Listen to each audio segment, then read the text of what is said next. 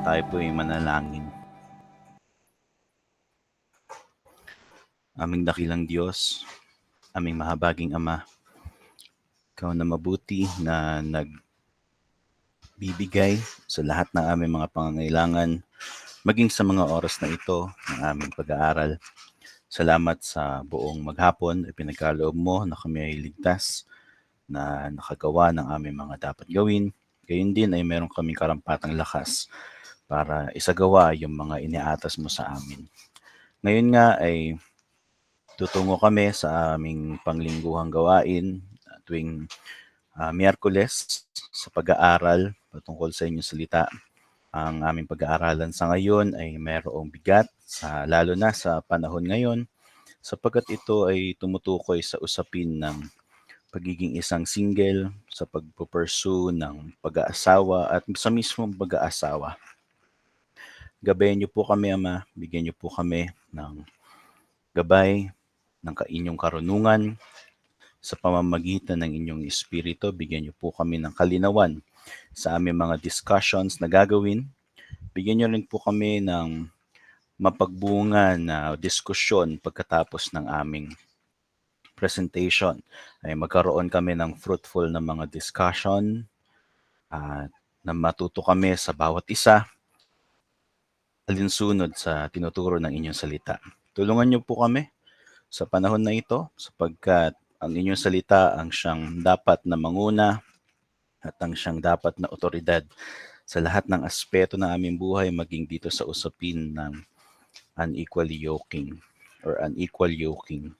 Bigyan niyo po kami ng puso na handang makinig, ng isip na handang malinawan, tenga na handang tuminig sa inyong mga salita at sa inyong mga turo. Ang inyong espiritu nawa ang magbukas ng aming kalooban sa pagtanggap sa mga katotohanan na aming mapapakinggan nang maluwalhati si Kristo maging sa aming kalagayan. Ito po ang aming samot dalangin sa mabuting pangalan ng aming Panginoon na si Jesus. Amen. Ayan. So good evening po sa inyong lahat. Ito po yung ating topic for tonight's midweek online study.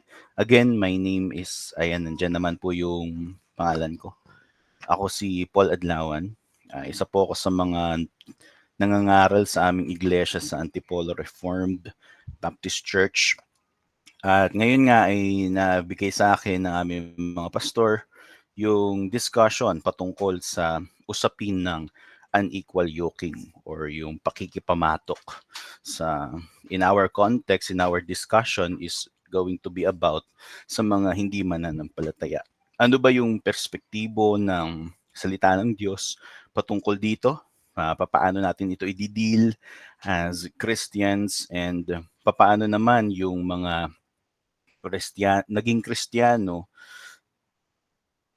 nang may asawa na, tapos yung asawa nila ay hindi naman mananampalataya. So, paano natin i-deal yun? Ano ba yung sinasabi ng salita ng Diyos patungkol doon? Medyo bibigyan ko lang po kayo ng ideya sa mangyayari ang discussion natin. Malaya po kayong magtanong mamaya pagkatapos ng presentation. Any questions, wag lang po yung masyadong mga specific. Yan, kasi yung mga super specific ay kailangan po niyan ng pastoral counsel, which I recommend na isik niyo po sa inyong mga local pastors or sa inyong mga parents kung may involvement po ito ng relationship. So, dito po tayo ngayon sa ating study, unequal yoking. Bago tayo mag-delve doon sa mismong definition ng scripture about unequal yoking, gusto kong bigay sa inyo kung ano yung mga magiging discussion po natin. So our discussion will be composed of roughly 5 main topics. So meron tayong 5 main topics na pagdadaanan dito. We're just gonna run through sa unang part yung mga statistics ng current na interfaith marriages at yung mga common na mga pananalita or mga usapan patungkol sa unequal yoking or related sa unequal yoking. Then we will go to defining kung ano ba yung unequal yoking sa scripture.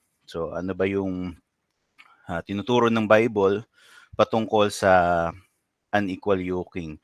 Then we will go dun sa spiritual impact nito in marriage and yung danger and consequences of unequal yoking as an individual Christian pursuing a spouse and ayan, in general. At lastly is yung ating indictment or call to Christ-centered marriage. So dito tayo ngayon sa first part. Sabi dun sa isang article sa Psychology Today, yung title ng article ay Interfaith Relationships Are Becoming Common, Do They Work? Yun yung title nung kanilang article written by Brian Collison. Isa siyang Doctor of Psychology and isa siyang contributor doon sa website na tinatawag na Psychology Today. Sabi doon sa article, the number of interfaith couples is increasing. So 20% of Gen Xers, yung mga kabataan ngayon, have interfaith parents compared to 27% of millennials. So merong pinapakita dito na significant increase ng mga tao na nakikipag-asawa sa hindi nila kapananampalataya. So, pangalawa na finding na sulat ni Brian Collison is the involvement in and the importance of religion markedly declines amongst children raised by interfaith parents. So, one of the greatest consequences daw ng interfaith relationships, although hindi nila sinasabing consequence iyon, it's just a result, sabi nila, is that yung mga anak daw ng mga tao na nagkikipag-asawa sa ibang kapananampalataya or ibang pananampalataya, ay yung mga bata na iyon ay nagkakaroon sila ng idea na hindi naman mahalaga yung religion. So ito yung nagiging one of the greatest consequences of interfaith relationships. Bakit ko siya ginamit na starter or introduction sa ating discussion? Because wala tayong makikita sa online or studies na patungkol sa unequal yoking. Wala tayong mahahanap na statistics or census. Ilan yung mga pamilyang nagkaroon ng unequal yoking na marriages. Wala tayong ganon. Ang pinaka-close na data na meron tayo in our society is the interfaith relationship. Ito yung the so-called interfaith relationship phenomenon. So, it is a very common thing according to studies and dito nga sa article na binanggit natin. Yung sinasite actually ni Brian Collison sa kanyang study ay nanggaling sa isang survey na ginawa ng Pew Research Institution. So kung familiar kayo doon, isa siyang malaking institution sa ibang bansa na nagbibigay ng mga survey patungkol sa kung ano-anong mga pangyayari in our society. So sabi doon, karamihan daw sa mga nagkakaroon ng interfaith relationship ay yung mga protestante pa. So karamihan daw sa mga pumapasok sa interfaith relationships ay number 1 daw ang Protestants kasi yung kanilang survey ginawa sa Amerika. Siguro dahil doon. Pero ang second daw sa interfaith relationships ay yung mga Roman Catholic. So the Protestants and the Roman Catholics are the top two people entering, let's say, unequally yoked relationship. Now, ano-ano yung mga common na mga idea na nagsusurround doon sa discussion about unequal yoking or entering a relationship in the evangelical circle. So we're not saying na sa evangelical circle lang ito at nangyayari din yung ganito sa Reformed although hindi siya binabrand ng ganyan.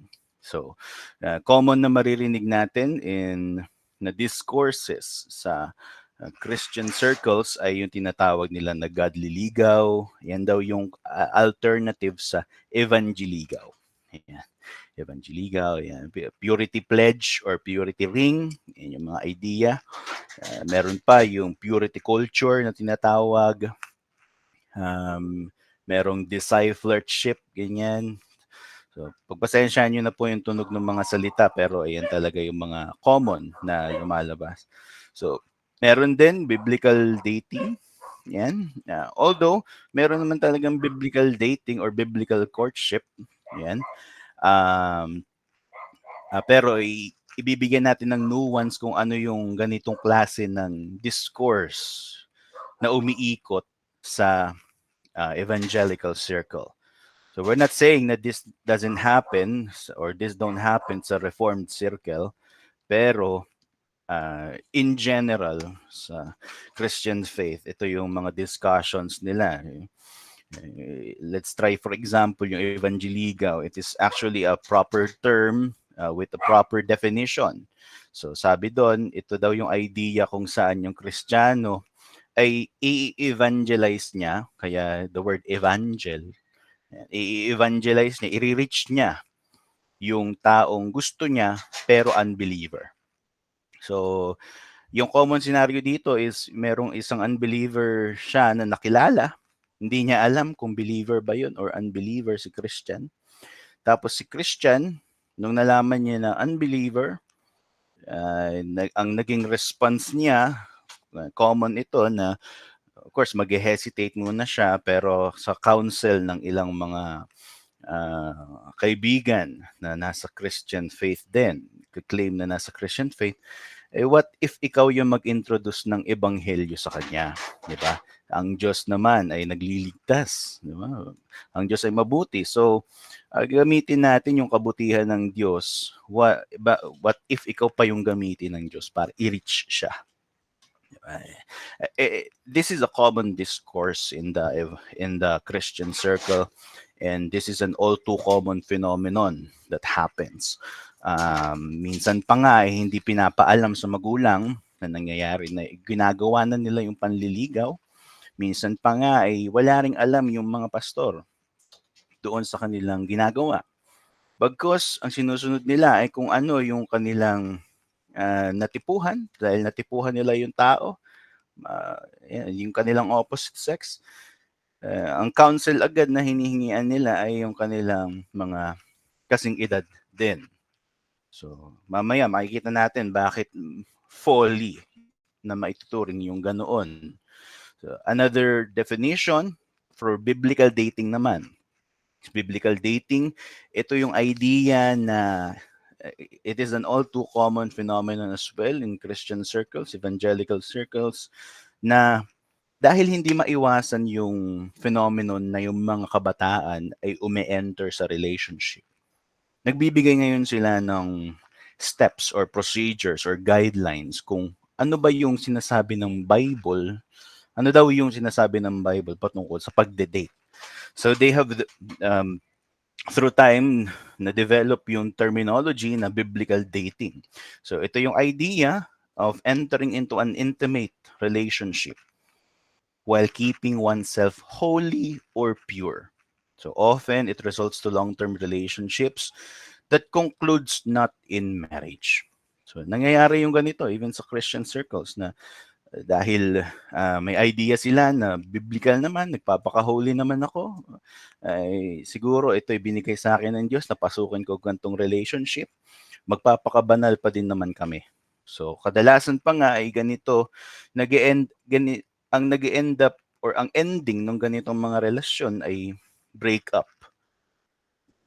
Yan, nagbe-break sila or nagkakaroon sila ng mga away na lumalabas yung mga hindi nila alam dati, which is exponentially lumalaki yung kasalanan kasi yung intimacy ay naibibigay nila kahit na outside of marriage pa lang. So, commonly ito pa yung ginagamit na phrase sa alternative daw sa modern dating. So how to be countercultural daw? Let's seek the Bible on how to date. Sabi ni Tim Keller nung nakarinig daw siya ng discussion patungkol sa biblical dating, ay nasusuya daw siya doon sa discussion na yon. Sabi niya, nagtataka ako bakit at saan nanggaling yung ganoong konsepto. Sabi pa niya, doon sa nagsabi sa kanya about biblical dating, that's got to be the shortest discussion that will ever be done. Bakit daw? Kasi walang ganun sa Bible. Sabi ni Tim Keller, wala daw ganun sa Bible. So, although meron tayong nuance na ibibigay dito, friends and brethren, kasi meron naman talagang biblical courtship in our modern tongue. Courtship it can be synonymous with dating, pero yung courtship in essence is different sa modern understanding ng dating. Okay. So, ayan, naimbento yung purity culture, lalo nung nagkaroon ng resurgence yung Reformation. Isa sa mga promotor nitong purity pledge and purity ring, sila Joshua Harris. Yan. Nangyari ito noong response ito ng mga Christian nung sexual revolution. And nagpatuloy siya up until 2000 hanggang 2009. So, ang masaklap dito according sa study ay karamihan pa nga daw doon sa pumasok sa mga purity pledges na relationship ay sila pa daw yung mga karamihan na contributor sa number ng divorce. So sila pa daw yung mga nangunguna doon sa statistics ng divorcees. So ito yung masaklap na nangyayari. Ayan, I Kiss Dating Goodbye by Joshua Harris. Yan, tama.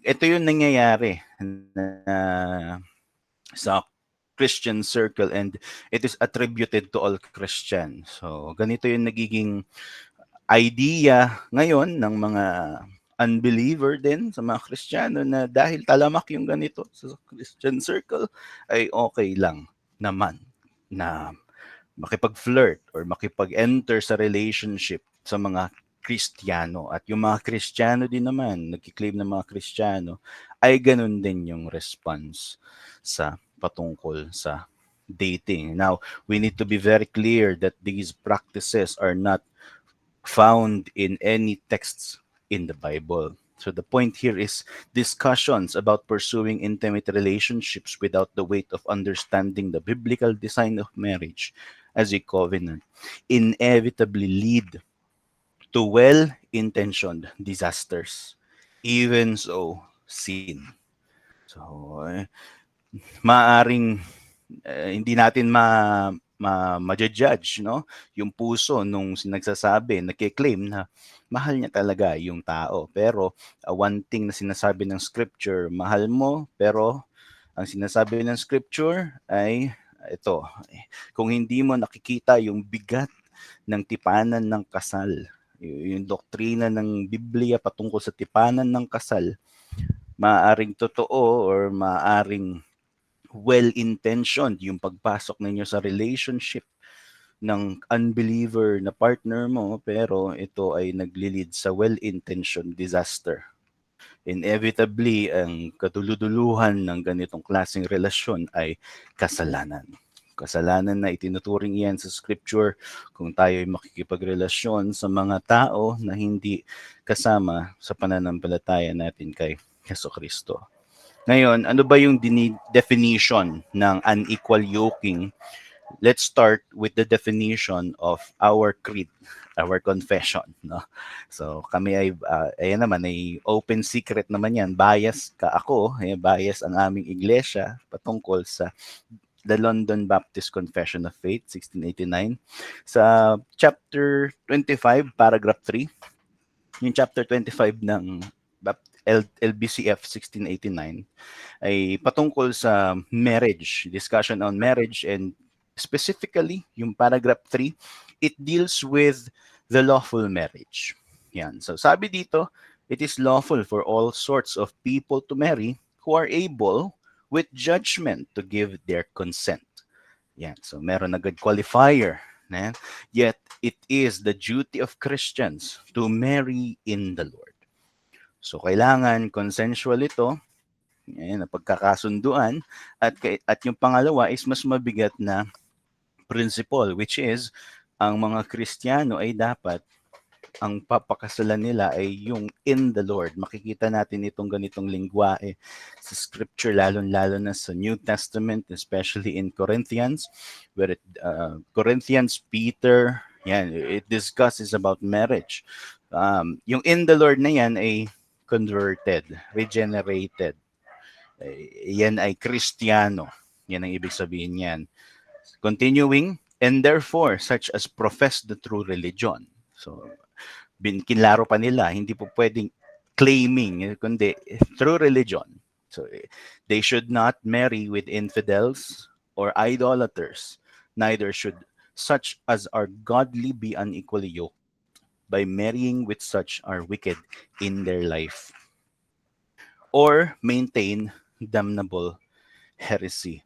So according dito sa definition ng LBCF sa paragraph 3, chapter 25, ang kanyang binibigay na standard is hindi lang dahil ito yung gusto, kundi ito yung principle na makikita natin sa scripture. Primarily, number one, the Christians must pursue marriage only to the people who are also in their Lord. Christians. Another one, yung mga nagpo-profess ng mga Christian must profess the true religion. So ito yung qualifier, ito yung beauty ng mga confessions. May qualifier na hindi po pwedeng Christian lang, kundi yung nagpo-profess ng same faith, the true religion. Hindi po pwedeng yung mga taong alam mo na hindi mo kapananampalataya.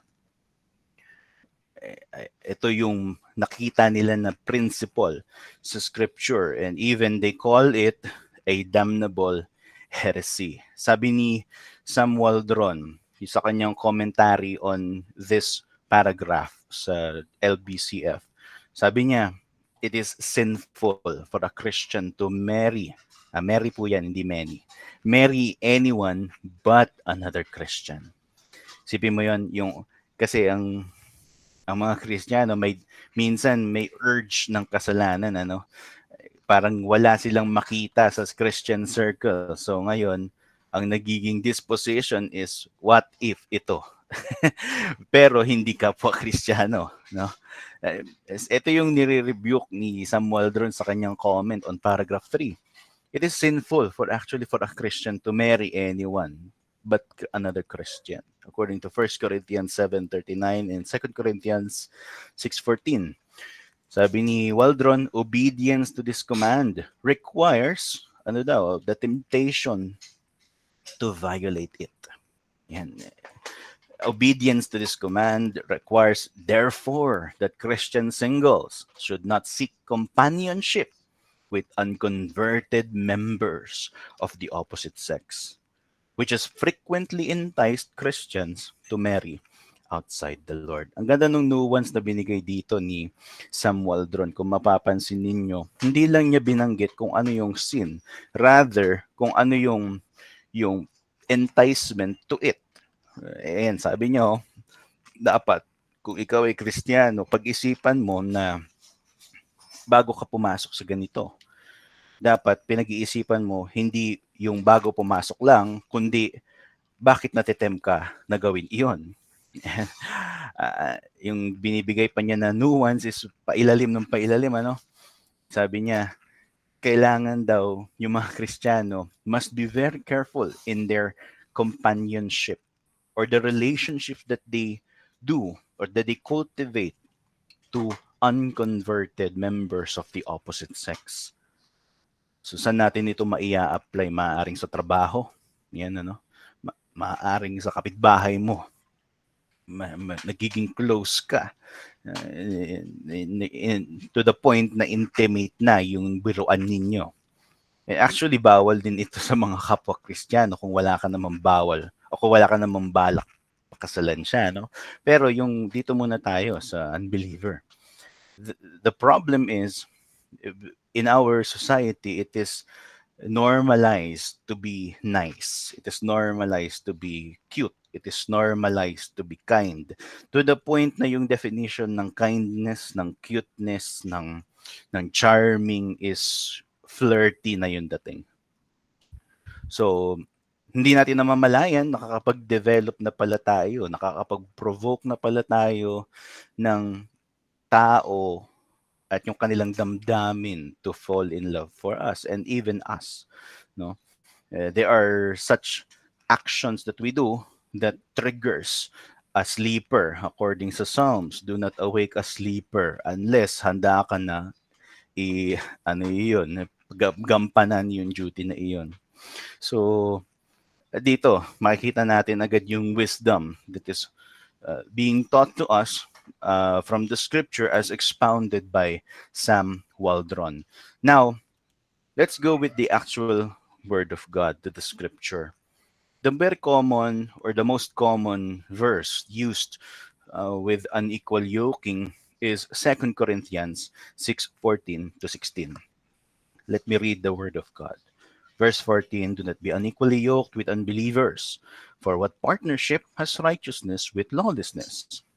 Second question ni Paul, or what fellowship has light with darkness? What accord has Christ with Belial? Or what portion does a believer share with an unbeliever? 16, what agreement has the temple of God with idols? Now, yung context nitong sa 2 Corinthians 6:14, it was actually Paul calling for the Corinthians to give an affectionate relationship with him. So, kasi ito yung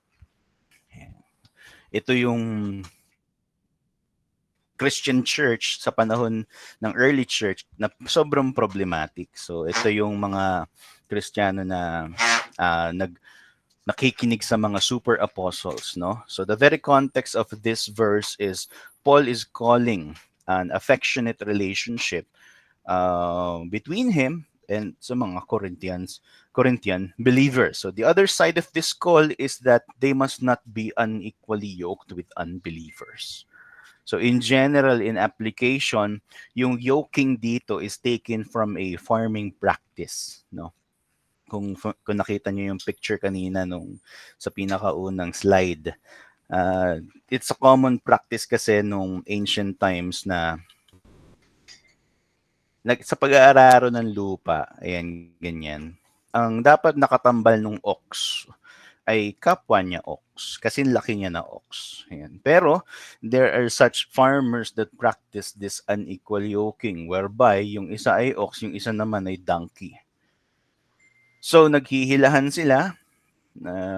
Unfortunately for the donkey, siya yung cause ng hirap kay ox, no? So ito yung ginagamit na illustration ni Apostle Paul dito sa 2 Corinthians 6:14 to 16. The word yoke is the same word that was used in Deuteronomy 22:10, heterozugeo. So ang ibig sabihin nun is yung bigat or yung duty or yung pasan. While it does not deal directly with marriage, it gives us the idea, the general sense na wag tayo makipag-partner sa mga unbeliever. It can be applied sa ating work kapag nako-compromise na yung ating pananampalataya in our work. That's also unequally yoking. Kapag nako-compromise yung ating pananampalataya sa ginagawa natin sa pang-araw-araw, it might be with yung pakikipag-away mo sa neighbor mo. Meron kayo love-hate relationship sa kapitbahay mo, no? That's unequally yoking. Ayan, yung mga tao na unbeliever, na friends mo na kinikip, wala namang masama doon. Pero kapag umabot na sa point na iniimbitahan ka na nila sa mga alam mo na hindi po pwedeng gawin ng isang Kristiyano, ay napapagawa ka. That is also under the principle of not being with the yoke of unbelievers. Yun yung same sense dito na binibigay ni Apostle Paul sa 2 Corinthians 6. However, saan ba natin makikita yung partnership or yung relationship na super close, intimate, at yung sobrang dikit nila? Kumbaga, saan ba natin, ano ba yung pinaka-essence ng isang relationship sa tao, sa experience ng tao, kung saan nararanasan niya yung full partnership that is under marriage. So at the core, we can get the principle of unequal yoking, that we must not get married with unbelievers. So what is the point of the apostle in relation sa marriage? So the point is that the idea of being yoked to a person can be expressed in full essence with the image of being married to an unbeliever. Actually, hindi lang siya sa marriage, sa expression ng ating intimacy, that is already unequally yoking. Intimacy between a believer and an unbeliever, whether it is spiritual and or sexual, is against God's rule. Yan yung mga verses natin. Deuteronomy 7, 1 Kings 11, Nehemiah 13, 1 Corinthians 7. So expression of our intimacy towards an unbeliever, it's already unequal yoking. So pwede pala na maging intimate sa kapwa ko Kristiyano. That's not the discussion here. Ang discussion dito ay the very fact that you're expressing intimacy outside of marriage, that's already unequal yoking. Okay, whether it to be a Christian, whether it to be to unbeliever, but the idea or the exact concept that we can draw from the Bible is believer to an unbeliever.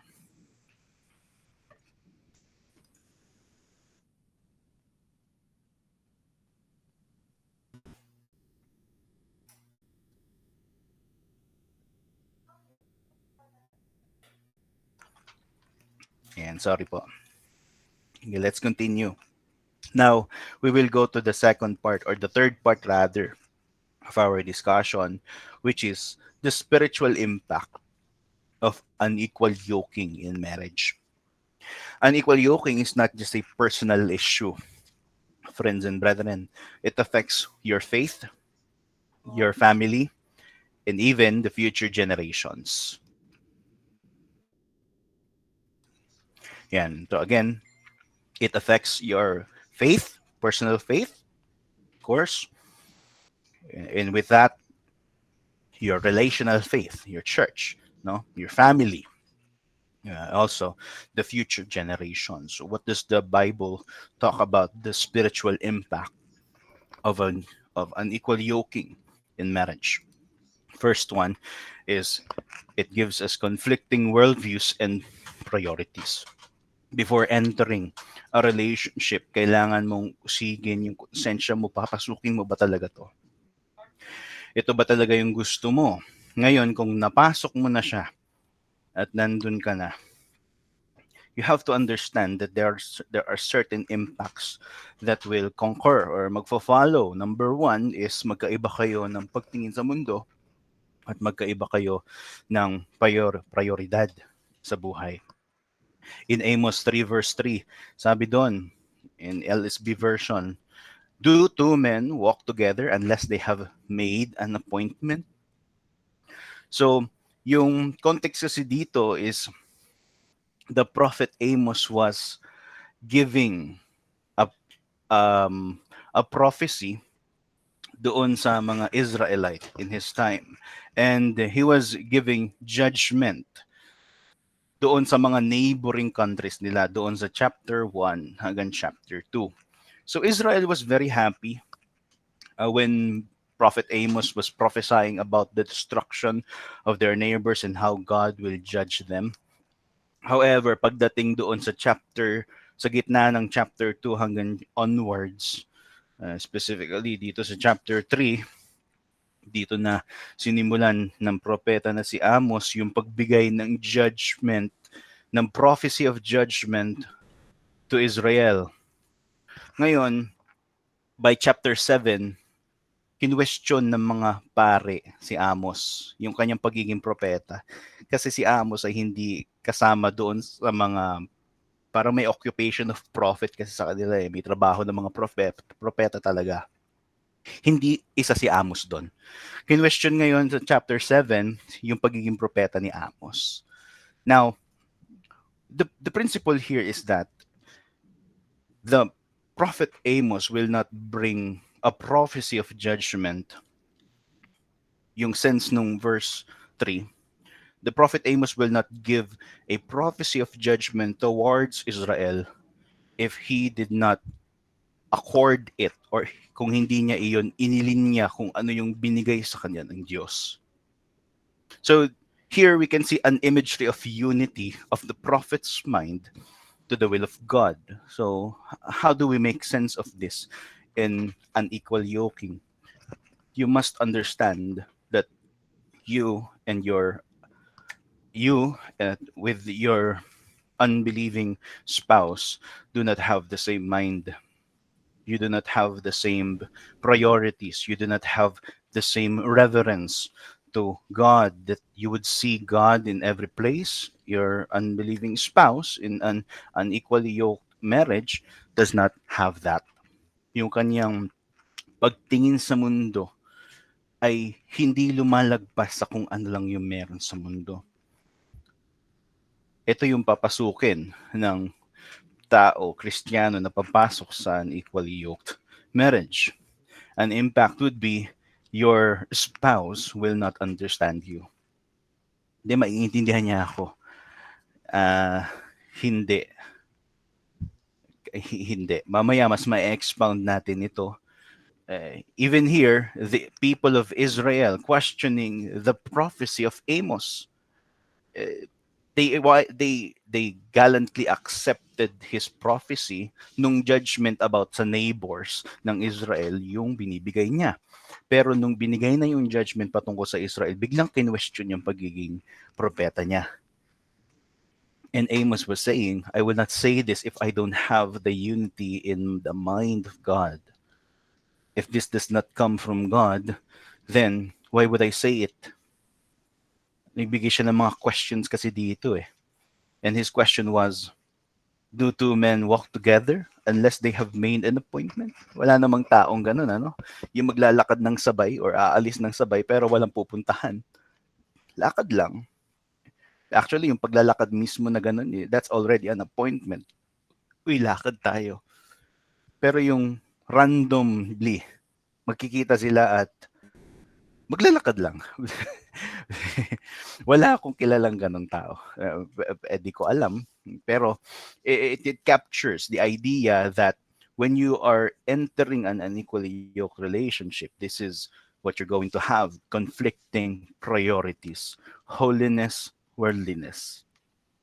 Sabi ni Matthew Henry, if you're feeling attracted sa unbeliever, sabi niya dito, let us not presume an outward privilege.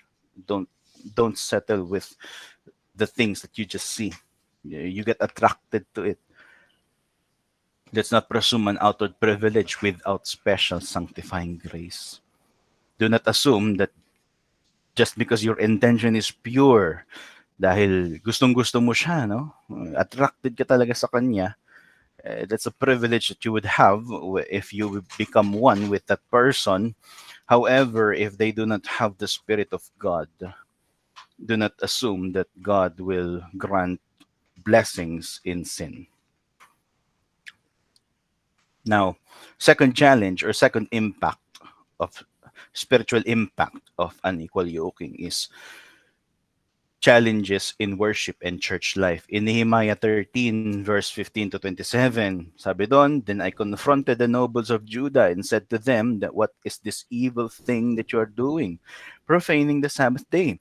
Half of their children spoke the language of Ashdod, and they could not speak the language of Judah, but only the language of its people. Now, in this chapter in Nehemiah, alam naman natin na itong Nehemiah is part ito doon sa series, no, yung before this it was Ezra. They rediscovered the law, they read the law in front of the Israelite. They want to restore order in the people of God, specifically nung panahon ni Nehemiah.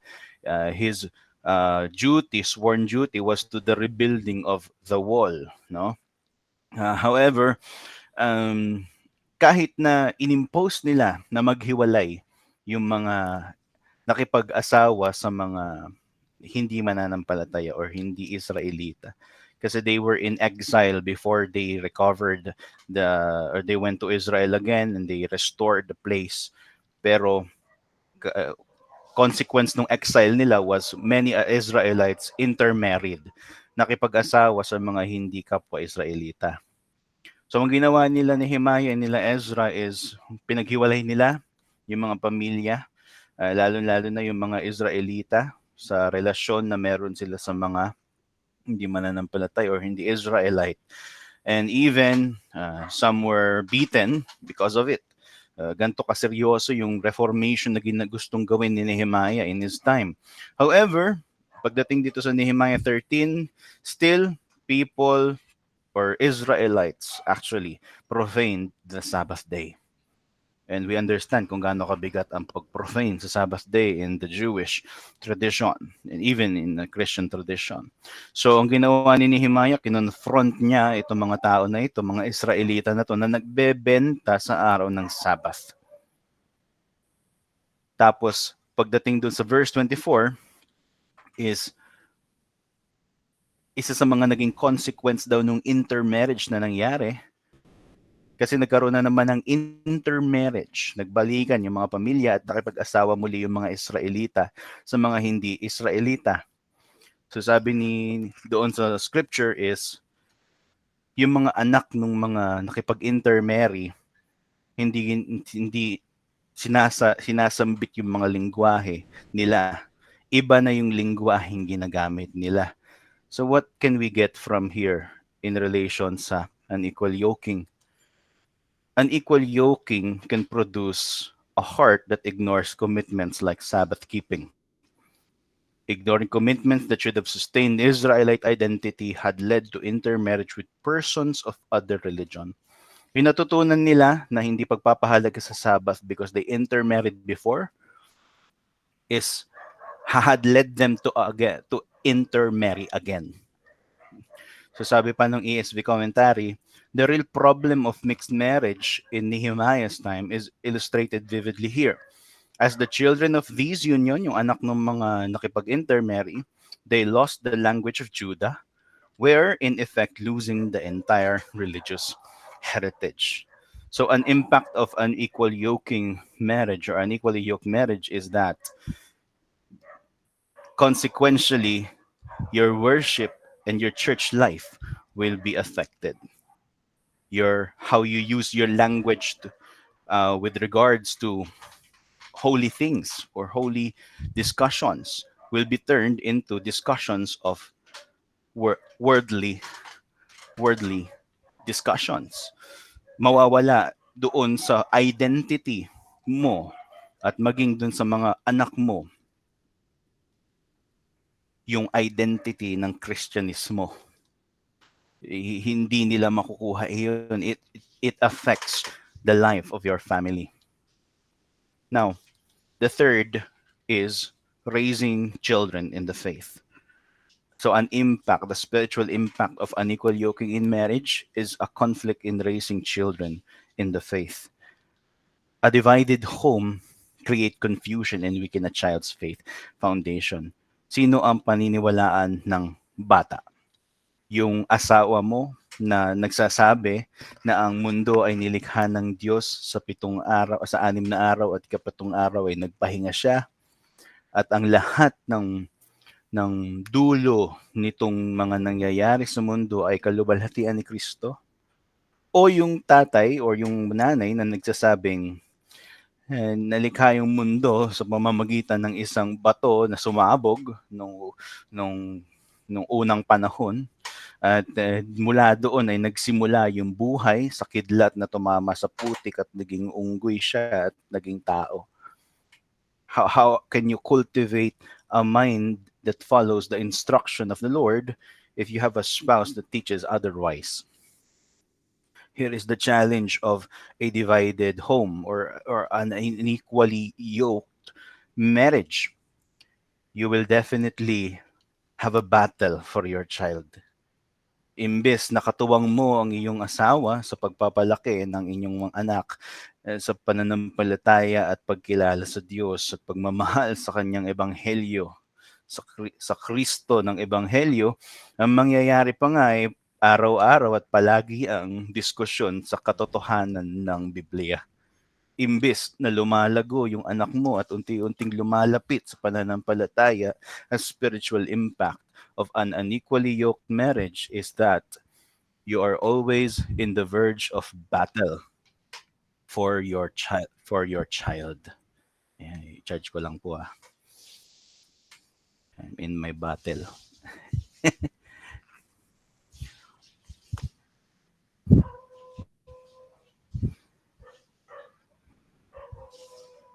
Ayan po.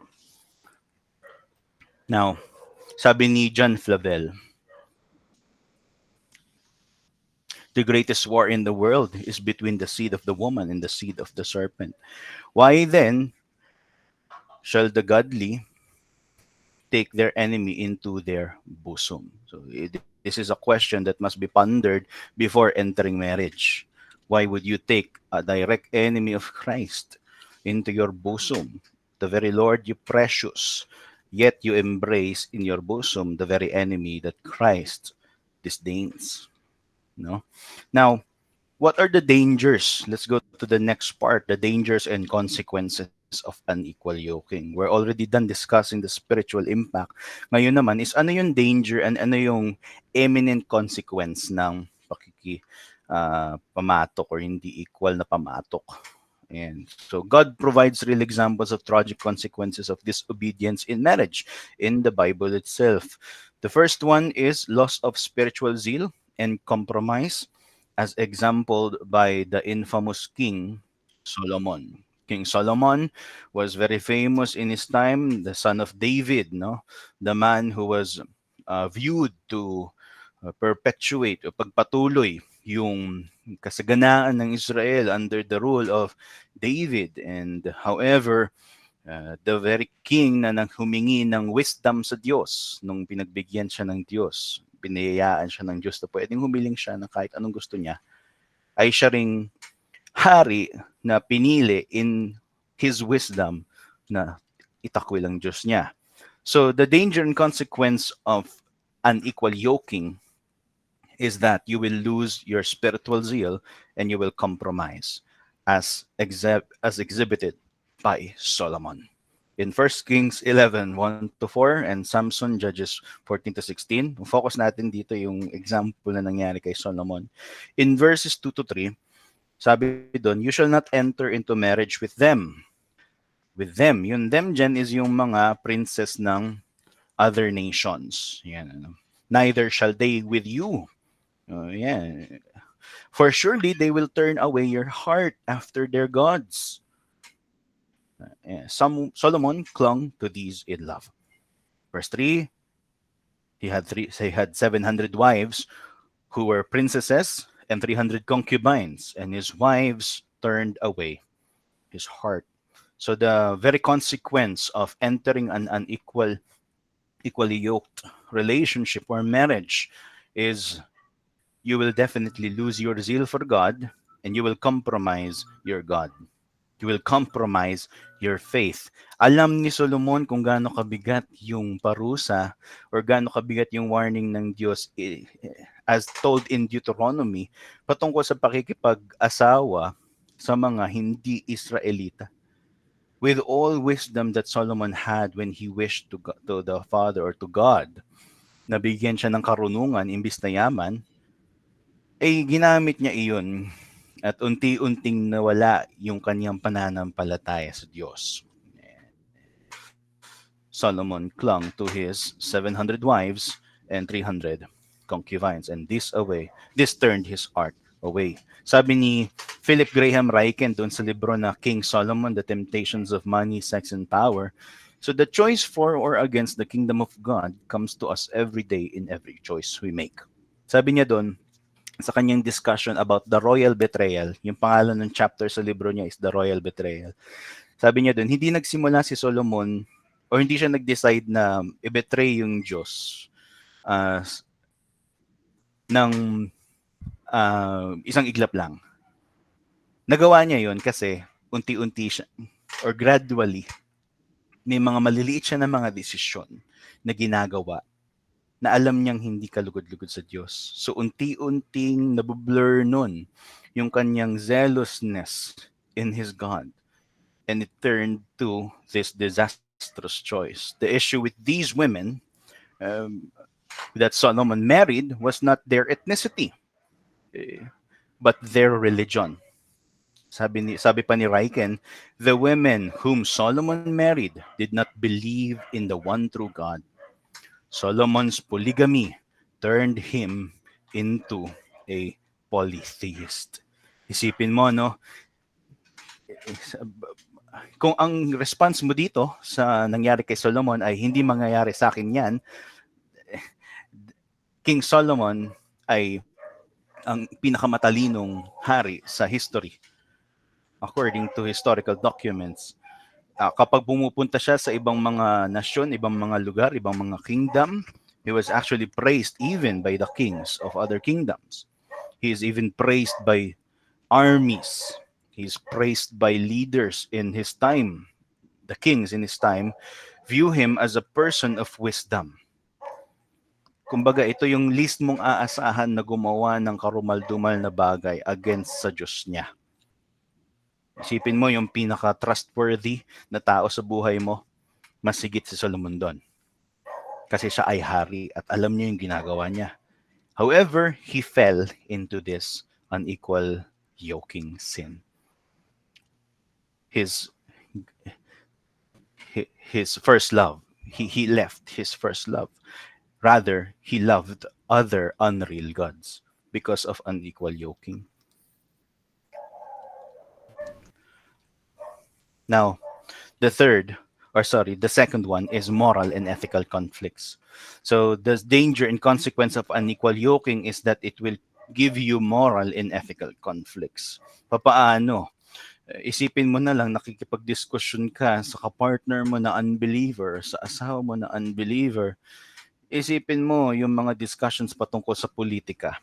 Papaano mo hinahandle iyon in the Christian perspective? And tingnan mo na lang kung paano titinatrato iyon ng mga hindi mananampalataya. Surely, you would understand what this means. You will face moral and ethical conflicts. Tingnan nyo na lang yung nangyari sa mga Amerikano, di ba? Yung mga taong hindi kayang bitawan yung kanilang kindness doctrine towards people, towards other Christians na nagsasabing Christian sila. Yung mga hindi mabitawan yung mga kakilala nila na ganon, sila tuloy yung nagkaroon ng deconstruction of their faith. When foundational beliefs differ, wait lang.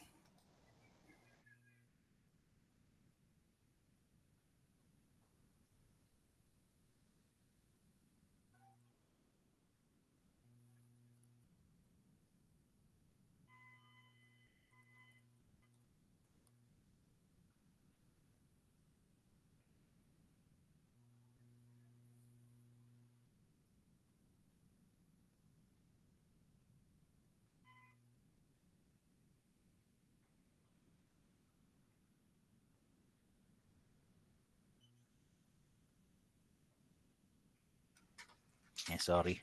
Ayan po. So when foundational beliefs differ, decisions on matter of morality, ethics, and lifestyle can lead to tension and discord, hindering one's ability to live out a consistent Christian witness. Imbes na kasama mo, kasangga mo yung iyong asawa or yung iyong kasama sa bahay, yung asawa mo, no? Sa pagpapalago ng inyong pananampalataya ay imbes na nagmamature na kayo sa inyong pananampalataya, ang nangyayari pa nga ay bawat diskusyon ninyo patungkol sa mga bagay ng moralidad at mga etika ay palagi na lang pagtatalo. Walang paglago nangyayari sa iyo. At yung nabibreed naman sa kanya is more hardening of his heart. Kung palagi kayong magtatalo patungkol sa moralidad at etika, hindi mo malilive out, hindi mo maisa sa buhay, or hindi mo fully mai-experience yung sanctifying grace ng Diyos. So, we can say that you're being sanctified in that situation, of course. However, the idea is hindi mo, kumbaga dun sa salita ng proverb, you will not be able to have the fullness of the taste of the beauty of the gospel of God in this situation. So, how do we respond to this? So, we must be clear that we need to call Christians to a Christ-centered marriage. Masama ba na dapat kapananampalataya mo or kapareho mo ng pananampalataya yung iyong aasawahin, yung ini-aim mo na asawahin, hindi yun masama. Ang sabi ng mundo ay masama iyon, pero ang sabi ng Biblia is otherwise. The scripture supersedes all opinion and all worldly idea of marriage. The idea of marriage is that it gives us the image of Jesus' marriage to His church. Ganito dapat yung pagtingin natin bilang mga Kristiyano. Marriage is a spiritual partnership that should glorify Christ. Marriage is an image of the King marrying the church. Jesus marrying the church. The God of the covenant. Our marriage should reflect the covenant-keeping God that we proclaim to believe in. No? So firstly, unequal yoking leads to conflict. That's why it leads also to compromise and spiritual struggles. Okay?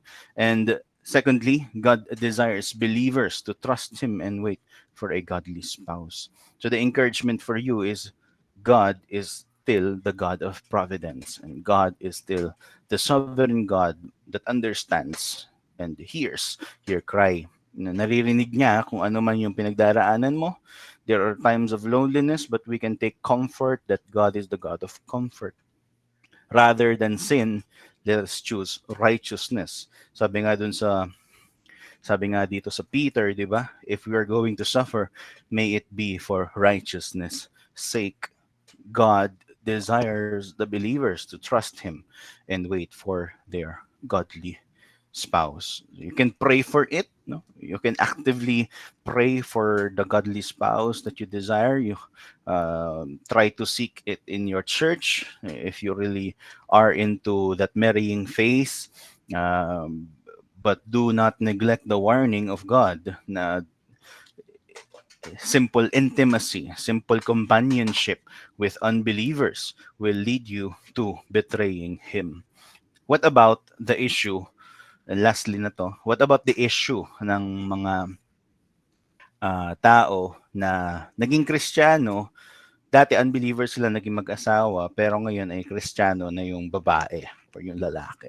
Now, how do we deal with that? Now, the scripture is not silent even with those scenarios. Ang kagandahan pa nga, ang karamihan sa mga nangyayari in our time is that ang unang nako-convert ay yung asawang babae. No? Which is, kung ano yun nakasulat din sa scripture sa 1 Peter. Sabi doon, when dealing with unequal yoking in the existing marriage, in 1 Peter 3, 1-2, sabi doon, in the same way you wives, be subject to your own husbands, so that even if any of them are disobedient to the word, they may be won over without a word by the behavior of their wives. In verse 2, as they observe your pure and respectful behavior. Are we saying that we are the gospel? No. Rather, the gospel, hindi lang iyan patungkol sa kung ano yung nalalaman mo. What actually is in your mind is reflected in how you act. And ang sinasabi dito ni Pedro is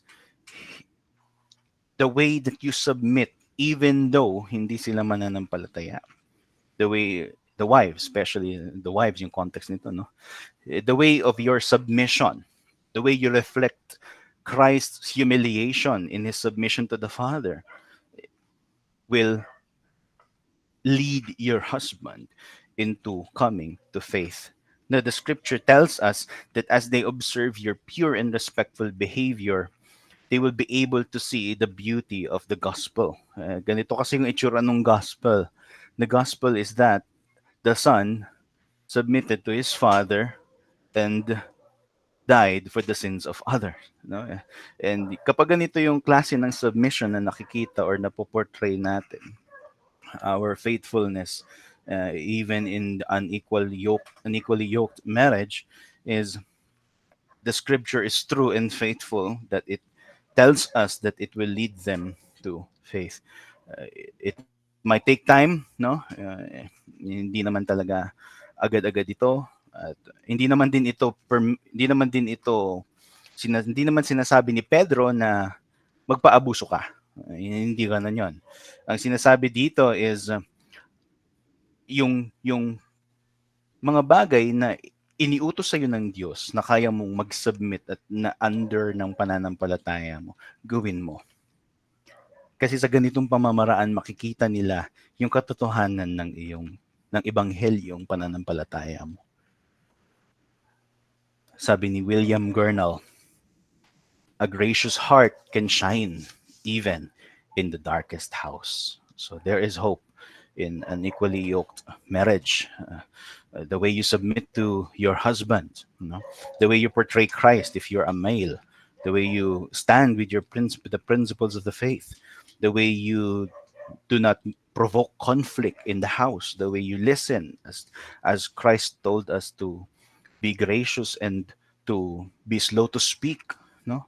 Sabi ni Gurnall, a gracious heart can shine even in the darkest house.